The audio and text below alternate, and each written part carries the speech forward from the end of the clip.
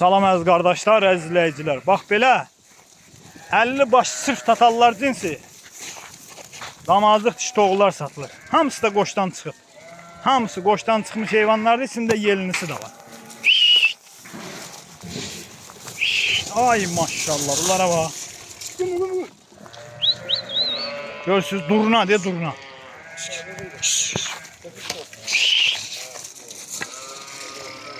Görürsünüz heyvanları.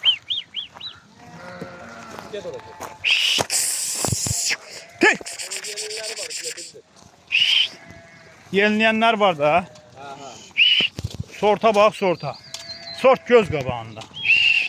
Ay maşallah. Bunlara bak. Görürsən nə heyvanlar. Kardeş koy biraz yesin qabağa. Koyma çox gedə kardeş. Koy tam ətraflı çəkək. Ay maşallah. Ay maşallah. Bir qapının məhsulu. Qardaşa, yoldaşa qismət olmalı heyvan bax budur. Kim almaq istəyir, əlaqə saxlasın.